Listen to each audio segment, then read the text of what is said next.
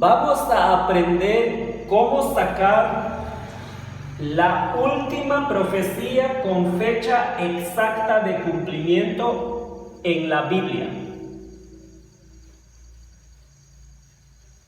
¿Qué sucedió el 22 de octubre de 1844?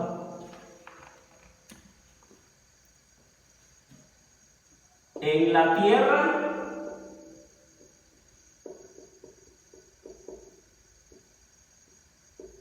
para los adventistas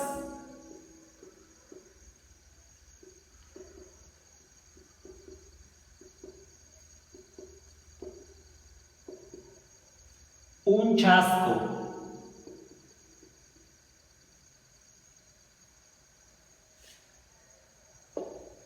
En el cielo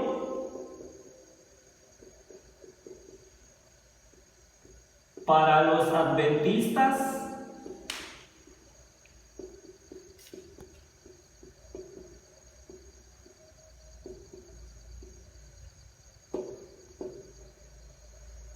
nuestro abogado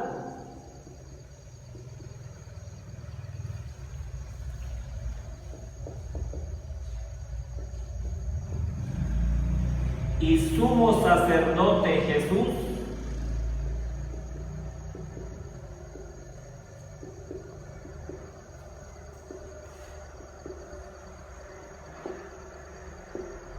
salió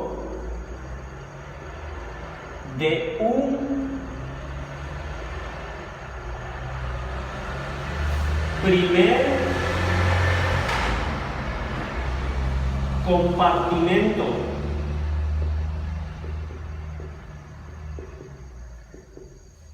y se pasó a ministrar en el segundo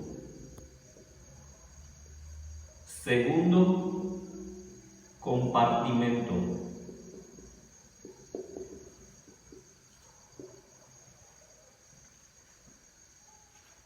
Cuando Jesús fue al cielo, comenzó su ministerio en el tabernáculo en el cielo, en el primer velo o primera parte del tabernáculo allá.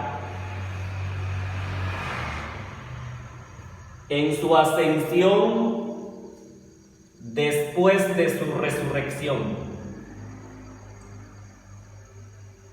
Pero llegó un momento, así como aquí en la tierra se entraba al segundo compartimento, Él entró al segundo compartimento del tabernáculo allá en el cielo. ¿Y qué es lo que entró a hacer? Comenzó a validar su muerte a favor de los fieles muertos que mantuvieron su fe hasta su muerte, hasta la muerte de los fieles, en el retorno de su Salvador Jesucristo. La Biblia dice que son los de la casa de Dios, su pueblo. Los cristianos desde Abel hasta las siguientes generaciones. Y va a llegar un momento en que va a cubrir a todas las generaciones. Todos los de la casa de Dios van a ser defendidos por Cristo delante del Padre.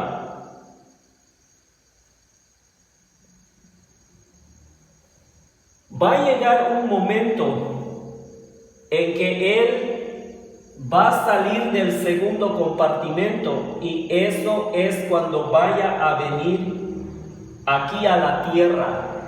Va a dejar sus vestiduras sumos sacerdotales y va a ponerse la vestidura de Rey de Reyes y Señor de Señores, y va a venir por su novia aquí a la tierra, por su iglesia, y se los va a llevar con Él arriba.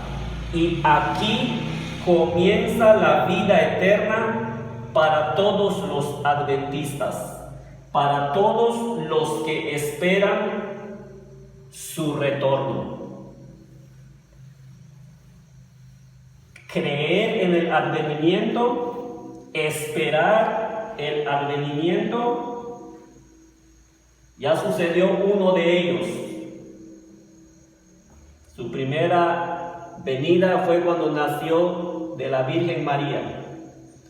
Esperar cualquiera de estos advenimientos es tener la fe adventista. Adventista es la persona que cree en el advenimiento, espera el advenimiento, y muchos del Antiguo Testamento esperaban el advenimiento de Cristo como su Redentor y Salvador. Hubieron adventistas perdedores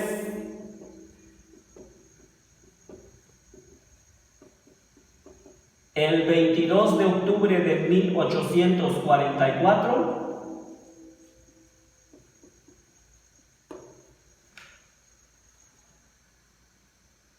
El adventista pierde cuando deja de esperar a su Salvador. Si su fe no se quiebra, nunca un adventista puede perder en lo absoluto. ¿Hubieron adventistas perdedores en el Gran Chasco? No, ninguno. Los primeros dos adventistas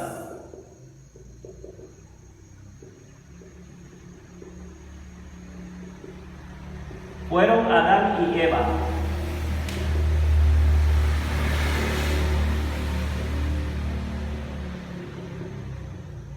En Génesis 3:15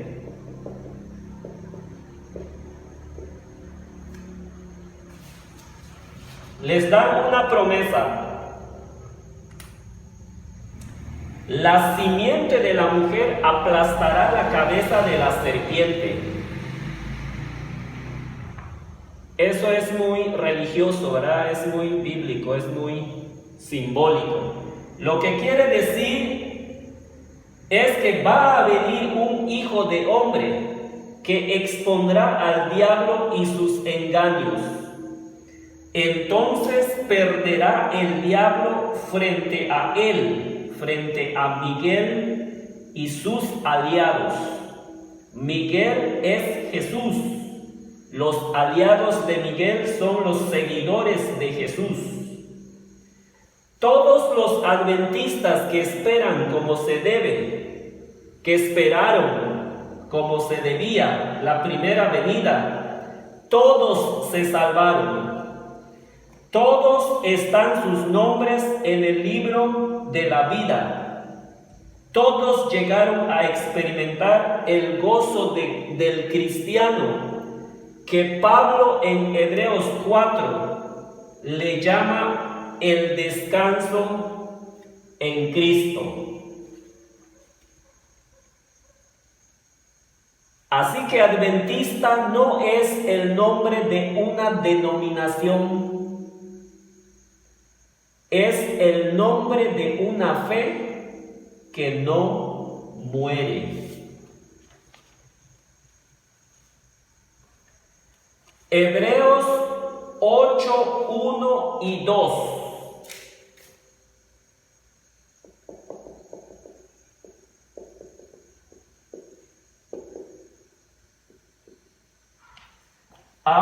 bien.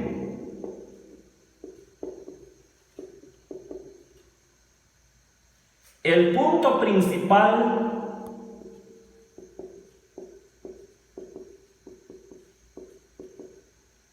de lo que venimos diciendo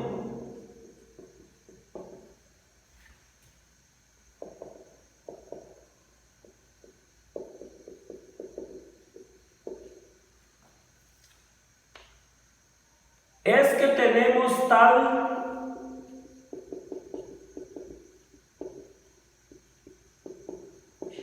sumo sacerdote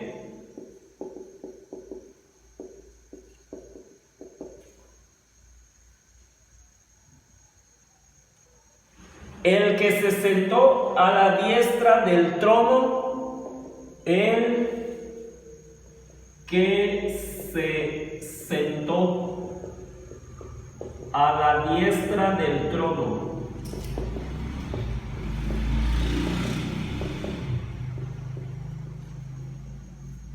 De la majestad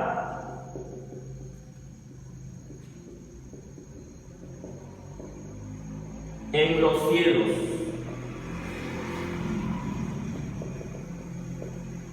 En los cielos.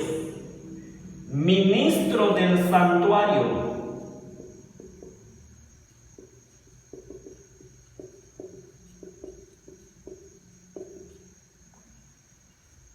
Y de aquel verdadero tabernáculo.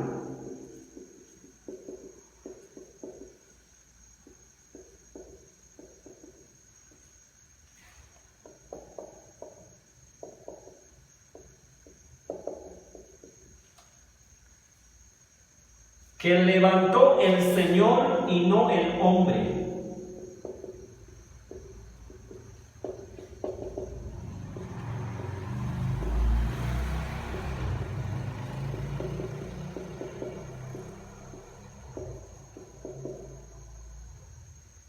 Hebreos 8:5. Hebreos 8:5. Los cuales sirven a lo que es figura y sombra de las cosas celestiales, como se le advirtió a Moisés cuando iba a erigir el tabernáculo, diciéndole: mira, haz todas las cosas conforme al modelo que se te ha mostrado en el monte. En el tabernáculo de Moisés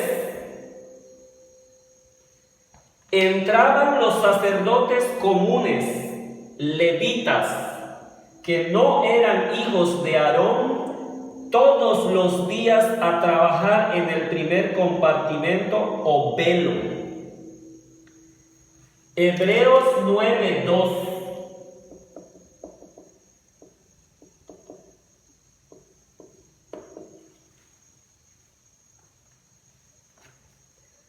Porque el tabernáculo estaba dispuesto así. La primera parte llamada lugar santo. Hebreos 9:3. La segunda parte o segundo velo llamado lugar santísimo. En algunas versiones de Biblia lo van a encontrar como lugar santo de santos. Es lo mismo.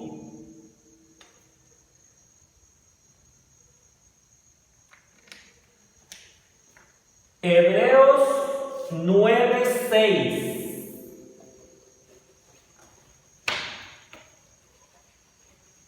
Pablo, en sus capítulos 7, 8 y 9 de Hebreos, se lo pasa hablando de Jesús como verdadero sacerdote. Hebreos 9:6. Hebreos 9:6. Vamos a agarrar el 7 también. Lo escribo de una vez. Y así dispuestas estas cosas, en la primera parte del tabernáculo, entran los sacerdotes continuamente. No había día que no hacían sacrificio, que no hacían una ceremonia de culto para cumplir los oficios del culto. Versículo 7. Pero en la segunda parte, el sumo sacerdote entra una sola vez al año. Al morir Cristo, se acabó el sacerdocio común y el de Aarón. Por eso hoy no hay sacerdote que reciba un corderito para degollar. Cristo le puso fin al sistema de sacrificios.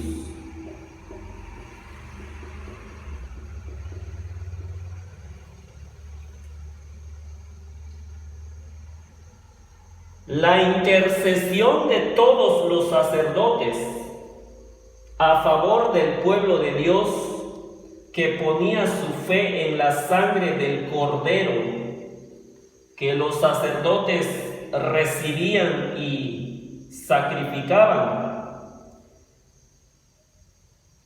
Esa sangre apuntaba a la sangre del Cordero que quita el pecado del mundo, la sangre de Cristo. Los sacerdotes apoyaban en esa tarea de fortalecer la fe de los oferentes para creer que en el futuro vendría un cordero que derramaría su sangre en lugar de la sangre de los corderitos que tanto los oferentes llevaban y tanto los sacerdotes ministraban. Ahora queda solo el ministerio de Cristo. Ya no se está sacrificando corderos todos los días, pero Cristo sí está ofreciendo su sangre en el segundo velo, en el segundo compartimento del tabernáculo del templo allá en el cielo. Primero comenzó trabajando, ofreciendo también su sangre como lo hacían los sacerdotes comunes aquí en la tierra, en el primer velo. Y el 22 de octubre de 1844 siguió ministrando, entró al segundo velo para seguir ministrando.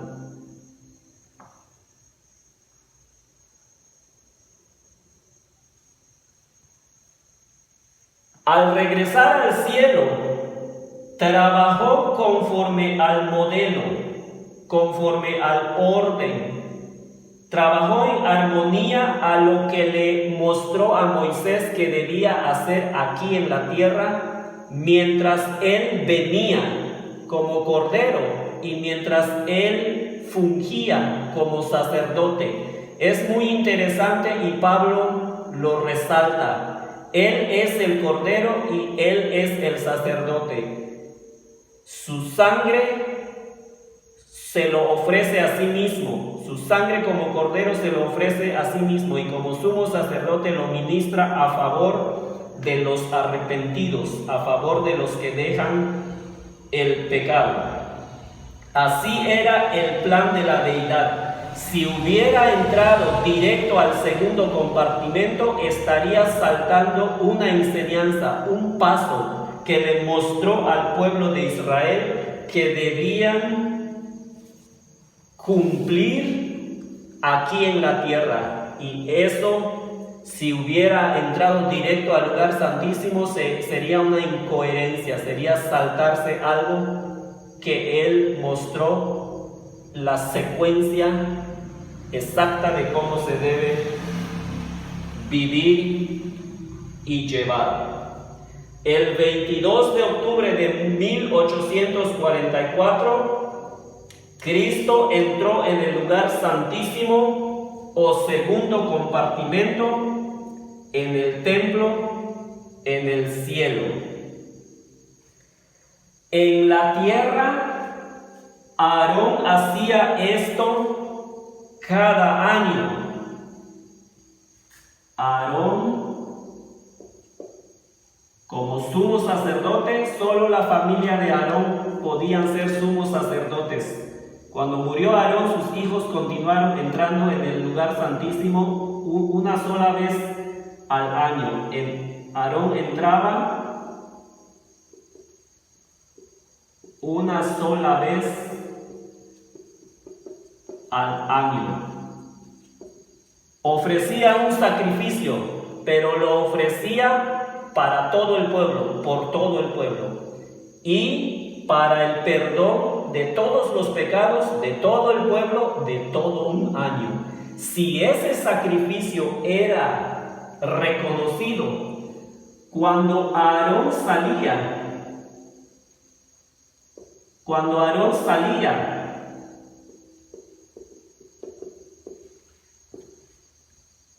era una magna fiesta, era una gran fiesta, una magna fiesta, porque el papel del sumo sacerdote, que es interceder por los pecados del pueblo, había sido aceptado y simbolizaba que todos se mantenían sus nombres en el libro de la vida aún, porque habían mostrado arrepentimiento, se habían alejado del pecado y habían hecho voto, pacto y promesa de no pecar más delante de Dios. Tenían otro año por delante. Si volvían a cometer faltas sin querer, volvían a ofrecer hasta que daba vuelta el ciclo, y el siguiente año volvía a entrar el sumo sacerdote, y cuando salía perdonado junto con todo el pueblo, cuando salía victorioso, era una santa comilona que había en todo el pueblo, de tanta felicidad que ellos experimentaban por el gozo de su salvación.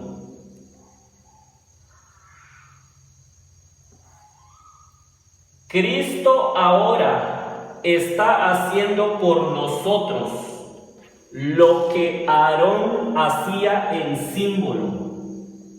Ahora Cristo está intercediendo por nosotros, así como Aarón intercedía por el pueblo. Ahora Cristo está intercediendo por nosotros. Si el 22 de octubre de 1844 es cuando pasó al lugar santísimo en el tabernáculo allá en el cielo, entonces hace 178 años que es nuestro abogado, nuestro gran abogado, nuestro buenísimo abogado. Así que un día va a salir, y cuando salga también va a ser una celebración. Va a venir por sus hijos, por su pueblo, por los fieles, por los que se mantuvieron firmes contra todo lo que apuntaba que haría que se desanimaran de su fe. Si alguna persona está pasando muchas pruebas, muchas luchas, y su fe parece desmayar, Pablo dice que se animen con las palabras de la seguridad de su segunda venida. Está en 1 Tesalonicenses 4:18. la seguridad de que va a venir por su pueblo, la seguridad de que va a llevar a su novia y se van a celebrar las bodas del Cordero, es suficiente razón para que aquel que se está desanimando pare de desanimarse ya y siga esperando a su Redentor, a su Salvador, porque ahora no está distraído en otra cosa, está abogando por esa persona que está sufriendo mucho, que está luchando por mantener su fe. Primera de Juan 2:1. Primera de Juan 2:1. El apóstol Juan nos dice que no pequemos. Primera Juan 2:1.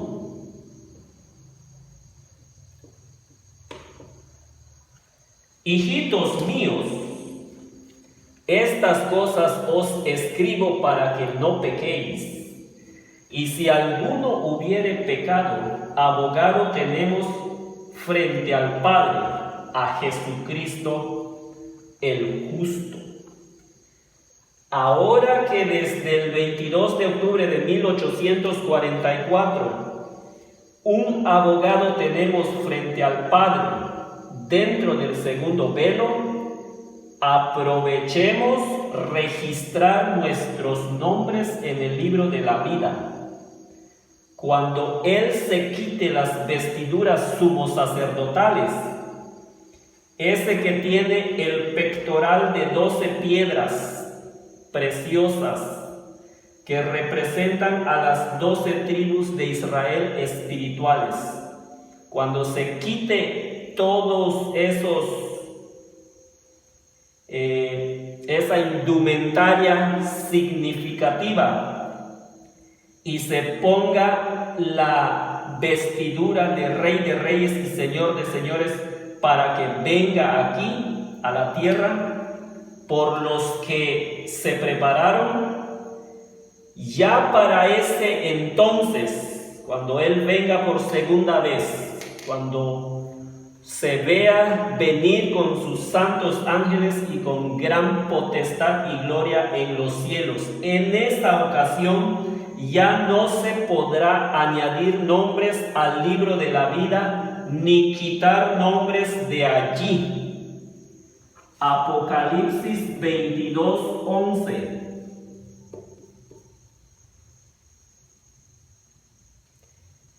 El que es injusto sea injusto todavía, y el que es inmundo sea inmundo todavía, y el que es justo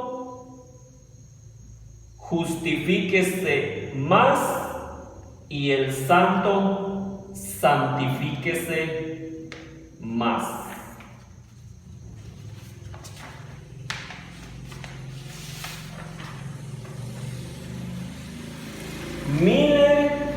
Guillermo Miller fue el adventista que puso fecha a la venida. Guillermo Miller fue adventista. ¿Por qué? Basado en lo que ya les compartí. Porque esperaba el advenimiento de Cristo y lo promovió y le puso fecha. Primera fecha que le puso fue el 22 de octubre de 1843. Respetó la recta numérica matemática. La recta numérica matemática tiene un cero. Viene menos 2, menos 1, 0, y luego al siguiente sería 1 positivo, 2 positivo y así sucesivamente. Pero en la regla del tiempo En la línea de tiempo no hay año cero. En la línea de tiempo no hay año cero. Entonces se dio cuenta, hizo la corrección y este espacio que se eliminó al quitarse el cero, porque el tiempo no se para, el reloj no se detiene, se le tiene que agregar aquí un espacio ajustó. Digamos así, venía -3 antes de Cristo, -2 antes de Cristo, o aunque no tenga menos, estoy poniendo menos porque viene bajando, -1 antes de Cristo. En vez de que aquí sea 0, aquí sería 1 después de Cristo, 2 después de Cristo, 3 después de Cristo y así sucesivamente. Entonces se dio cuenta de que no hay que seguir una recta matemática, sino que hay que seguir una línea de tiempo que no tiene cero, que no se detiene. Hizo el ajuste, entonces le agregó 1 acá y es por eso que puso la nueva fecha. Eso es lo que sucedió, porque primero él estuvo promoviendo, predicando de que Jesús viene, y las personas que fueron aceptando estas verdades lo creyeron de todo corazón y hasta empezaron a malvender sus propiedades o a regalar sus sembradíos. Daniel 7:21. Daniel es profecía y a Guillermo Miller le encantaba Daniel y Apocalipsis. Lo necesitaba para poder entender los tiempos y para poder predicar algo como eso, de que Jesús venía y ya era el fin del mundo. Veía que el cuerno pequeño es Daniel viendo una visión. Veía que el cuerno pequeño hacía guerra contra los santos y los vencía. A partir del 500 después de Cristo, un poder político religioso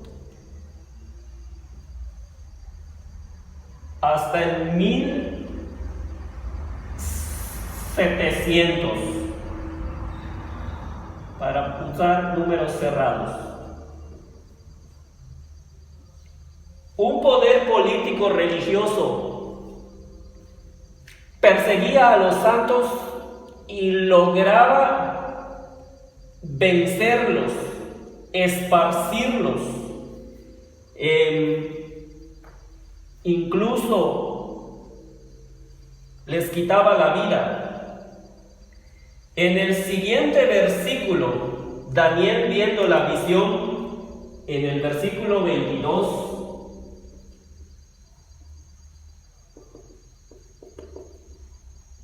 vino el anciano de días y se dio o hizo el juicio a los santos del Altísimo.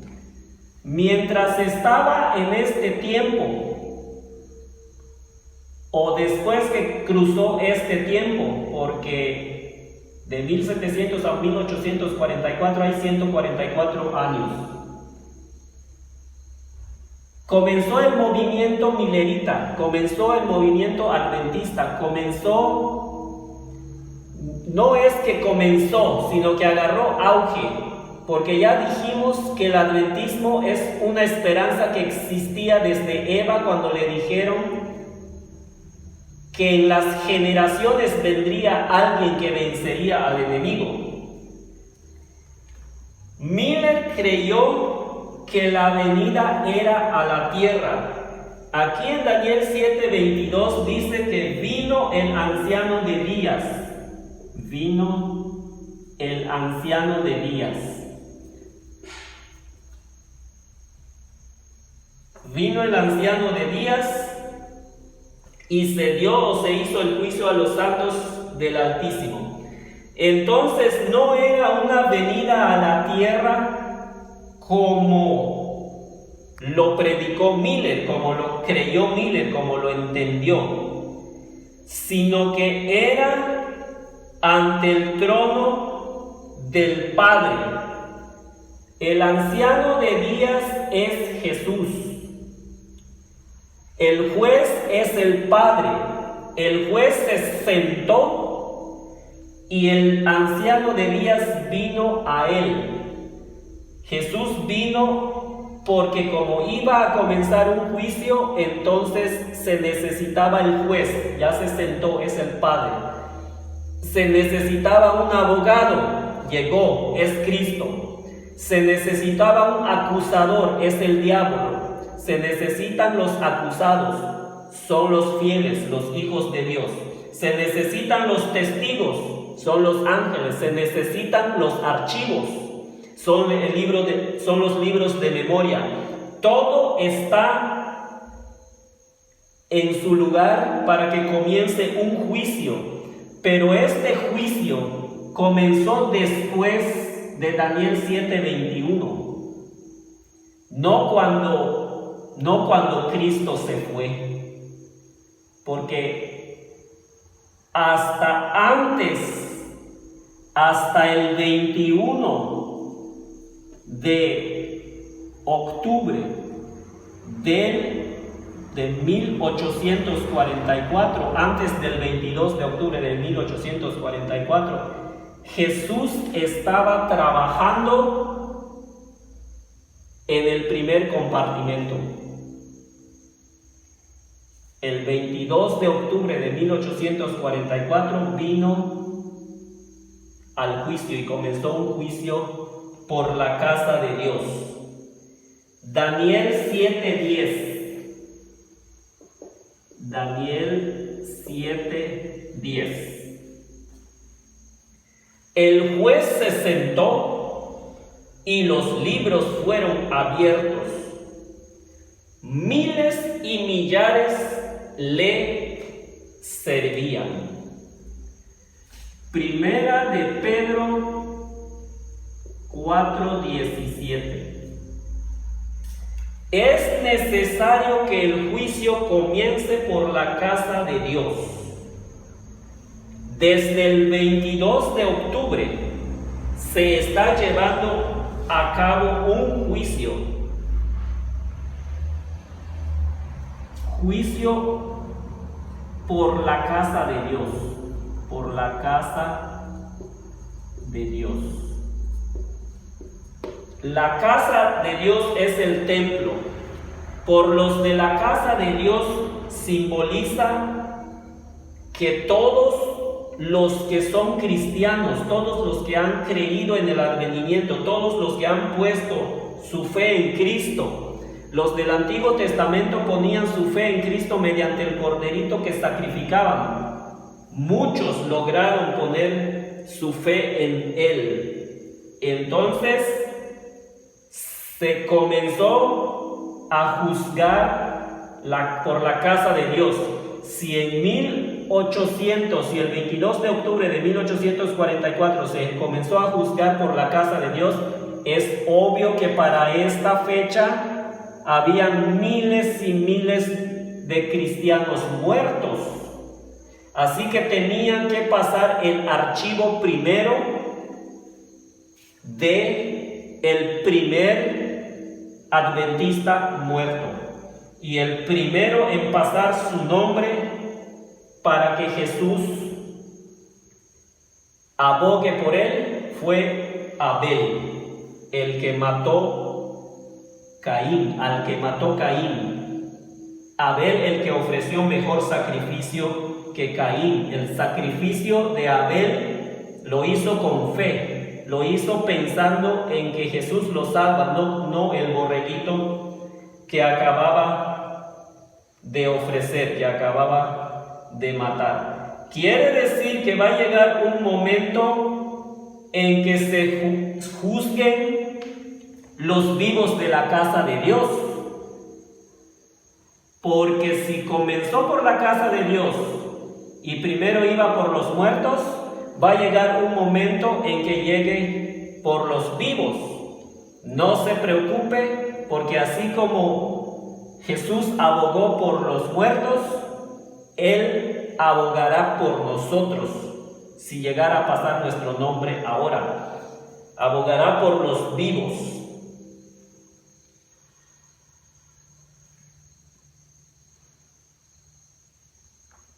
Siempre y cuando Jesús defenderá a cualquier arrepentido, a cualquier santo, a cualquier fiel, siempre y cuando no desista, siempre y cuando no apostate, siempre y cuando no deje de amar a Dios.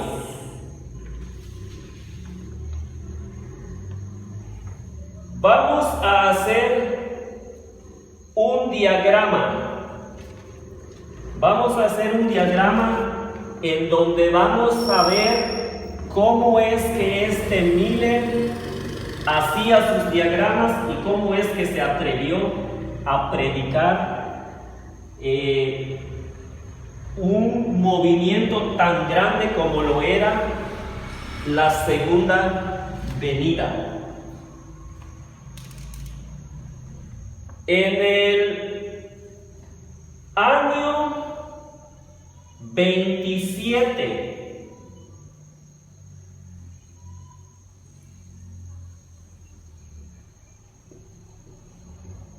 el año 27, Cristo se bautiza. En el año 27. Vamos a poner el año 27 acá. Cuando Él se bautiza, comienza su ministerio. El que lo bautiza es Juan el Bautista. Cuando comienza su ministerio, Él tenía 30 años. Este dato se puede ver en Lucas 3:23. Si para el año 27 Él tenía 30 años, quiere decir que el nacimiento de Cristo fue el año 4 antes de Cristo. 4 más 27, 31. Le restamos el espacio del cero o le sumamos. Debido a que no hay espacio cero, aumenta. Le restamos el 1 del año 0, entonces 4 más 27, 31 menos 1, 30 años. De todas formas puede hacer su cuenta aquí, acordándose que no hay año 1 para que se dé cuenta que cuando llegó el año 27 Cristo tenía 30 años. En el año 31,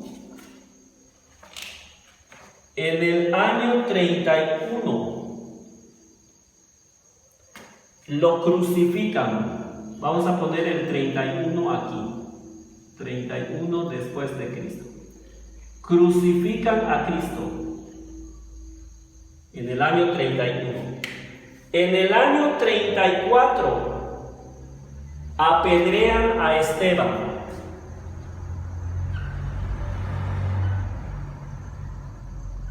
Apedrean a Esteban. Esta profecía se encuentra en Daniel y es la profecía de las 70 semanas. Daniel 9:24. 70 semanas están determinadas para tu pueblo. Incluso si nosotros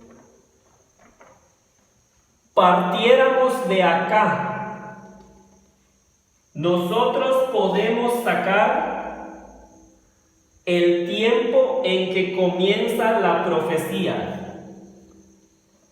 La profecía de las 70 semanas. 70 semanas. En profecía, un día es igual a un año. 70 semanas lo tengo que multiplicar por 7 porque cada semana tiene 7 días. Aquí me va a dar 490. Tengo 490 años desde aquí hasta el 34. Entonces a 490 le resto el 34 y aquí me va a dar 456. Le voy a agregar 1 por el asunto de que no hay año cero. Entonces me daría 457. El año 457 es cuando sale la orden, la tercera orden, la orden definitiva para restaurar Jerusalén. Entonces de aquí a aquí hay 490 años y son las 70 semanas.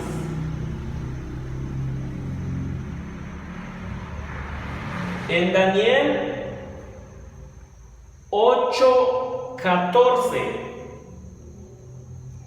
se nos habla de la profecía de los 2300 años, 2300 días, años, y el santuario sería purificado. El inicio de la profecía de las 70 semanas es el inicio de la profecía de los 2300 días. 2300 días de Daniel 8:14. Y cuando en Daniel 9:24 y 25 dice que son cortadas, las 70 semanas son cortadas de esto, quiere decir que adentro de esto está el de las 70 semanas. Así que, si tengo que la profecía más larga en la Biblia de cumplimiento de fecha exacta, lo largo de toda la profecía son 2300 años, le corto, le resto los 490 de las 70 semanas que tengo la fecha de su culminación en el 34 después de Cristo, aquí me va a dar 1810. A 1810 le sumo la fecha en que estamos hasta este punto y me da 1844. Este es el diagrama que hizo Miller. Esto es lo que Miller predicó, entendió. Si al año 34 ya pasaron los 490 años de la profecía de las 70 semanas, entonces ¿cuánto me falta para que se cumpla la profecía más larga de la Biblia? Hizo estas cuentas. Es la manera de cómo él señaló el año de 1844 para predicar de que Cristo volvía por segunda vez a la tierra. Para hacer esto, él solo contó con una concordancia. Solo tenía una concordancia bíblica. Su Biblia y un calendario judío para compararlo con el calendario gregoriano, el que utilizamos hasta hoy día, y sacar las equivalencias y sacar sus conclusiones. Después de que predicó todo esto, después de que entendió todo esto, lo empezó a predicar y movilizó a la gente. Muchos creyeron y empezaron a predicarlo igual. Y esa noche del 22 de octubre de 1844 estaban esperando a Cristo.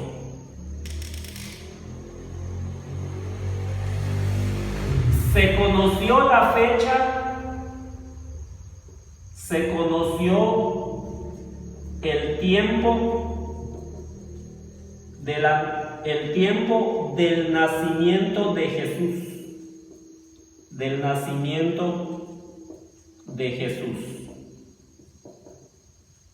Los sabios de Oriente en Mateo 2:2 llegaron diciendo: su estrella hemos visto.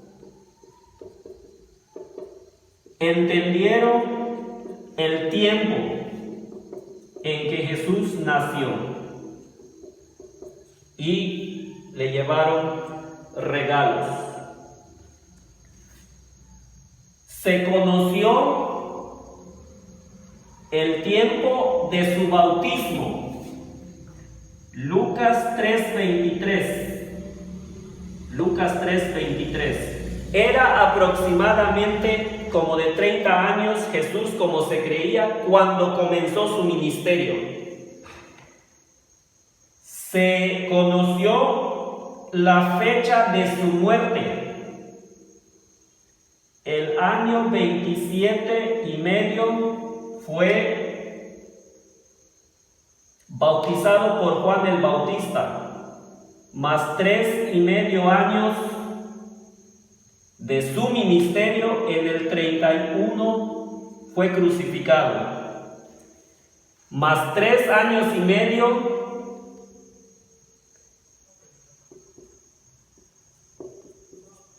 donde termina el tiempo de gracia que estaba determinado para el pueblo, porque le dicen a Daniel: 70 semanas están determinadas para tu pueblo.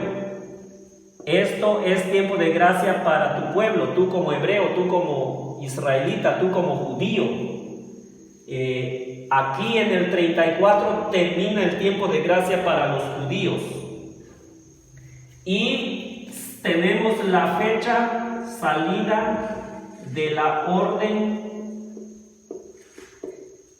para reedificar Jerusalén y el templo, que es el 457 antes de Cristo. Para este tiempo los años venían descontándose, venían bajando de uno en uno. Muy bien.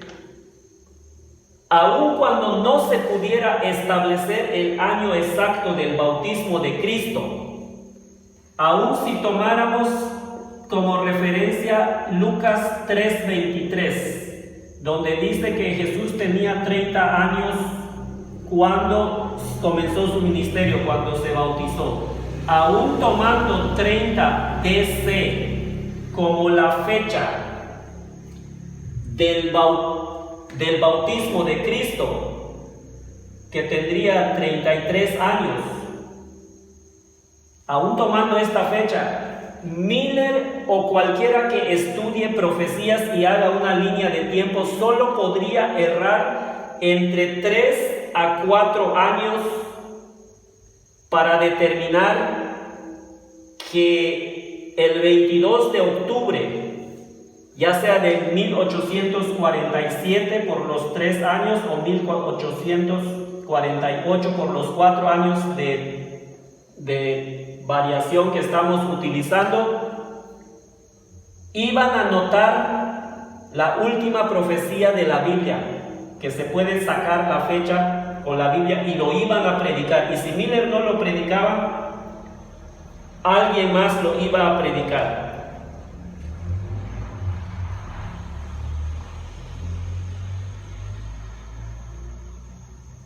Lo que es seguro para la fecha de 22 de octubre de 1844, 22 de octubre 1844. Si ponemos las variaciones,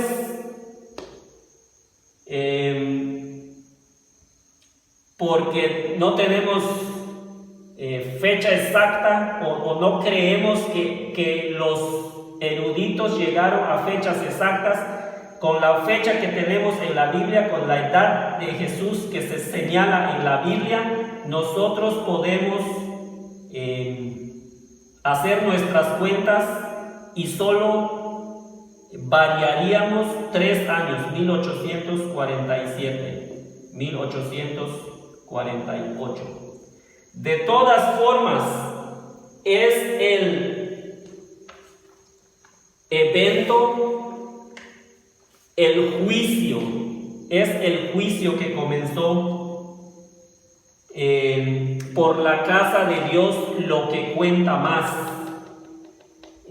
no tanto la fecha, lo que está haciendo Cristo allí, ahorita, y cómo es que nosotros tenemos oportunidad, tenemos tiempo, tenemos llamados, invitaciones de parte de Jesús para que nosotros dejemos el pecado en este momento y aprovechemos que Él nos puede limpiar de toda maldad, nos puede librar de la muerte eterna, nos puede arrebatar del enemigo. El enemigo está vencido. Hasta hoy Jesús sigue tocando corazones.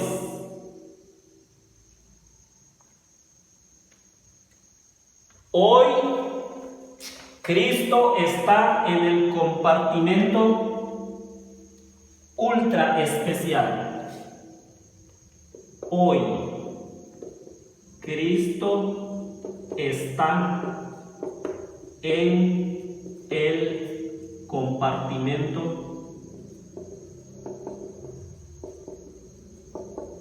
ultra especial.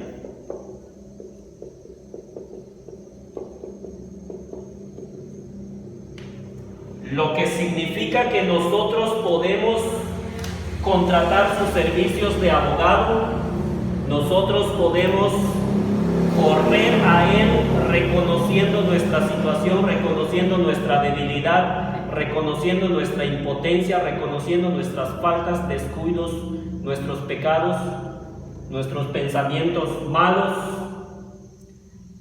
hacer un pacto con Él, un voto, hacerle promesa de que nosotros queremos cambiar y entonces ponernos a sus pies y Él trabajará por nosotros. Este abogado no ha perdido un solo caso de salvación. Es el mejor abogado que existe. Es el mejor abogado que la humanidad tiene, porque Él, siendo hombre, cruzó todos los pecados, todas las tentaciones, todas las pruebas, sin utilizar su poder divino. Eso nos garantiza a nosotros que podemos ser más que vencedores en su nombre y con su apoyo. Que Dios nos ayude para seguir estudiando a profundidad y entendiendo temas como estos, en donde nosotros podemos estar seguros de que Cristo cumple su promesa, de que no nos va a abandonar en ningún momento, y para ser más que vencedores, Él está presto a darnos de su poder, de su capacitación. Que Dios lo bendiga mucho, mi hermano, y que lo ayude para que crezca en su fe y en su espiritualidad. Que Dios me lo bendiga mucho.